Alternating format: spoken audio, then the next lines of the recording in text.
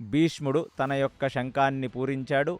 ఇటువైపు శ్రీకృష్ణ పరమాత్మ ఆయన పాంచజన్యాన్ని పూరించారు. నమః పార్వతీపతయే హర హర మహాదేవ అని అరుసుకుంటూ, కొందరు ప్రీణయామో వాసుదేవం అని అరుసుకుంటూ ఒకళ్ళ సైన్యాన్ని ఒకళ్ళు ఢీ కొడుతున్నారనమాట. ఇప్పుడు ఆ ఢీ కొట్టే క్రమంలో ముందు ఉన్న భీష్ముడు, ద్రోణాచార్యులు, కృతవర్మ ముందుకు వెళ్ళి మూడుగా విడిపోయారు. వాళ్ళు మూడుగా విడిపోయి ఇంకా భీష్ముడు చేసే బీభత్సం అనేది అది మామూలు బీభత్సం కాదు. ఎందుకంటే ఒక ట్రయాంగిల్ షేప్లో భీష్ముడు ఎప్పుడైనా యుద్ధంలోకి వెళతాడు.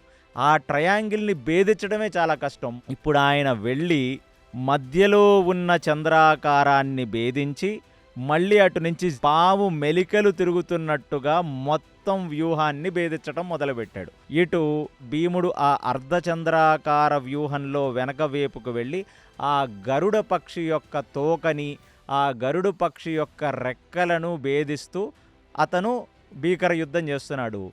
అర్జునుడు కుడివైపు ఉన్న పక్షి యొక్క రెక్కలను, ఆ వెనకవైపు ఉన్న రకరకాల సైనికులను, రతులను, మహారథులను, పెద్ద పెద్ద ఏనుగుల మీద వస్తున్న వాళ్ళని నిగ్రహిస్తున్నాడు అర్జునుడు. కుడివైపేమో భీముడు నిగ్రహిస్తూ ఉన్నాడు.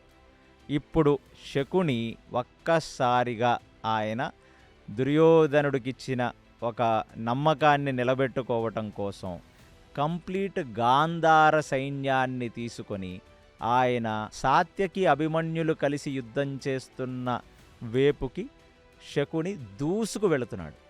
ఇప్పుడు శకునికి, సాత్యకి, అభిమన్యుడికి భీభత్సమైన యుద్ధం జరుగుతుంది.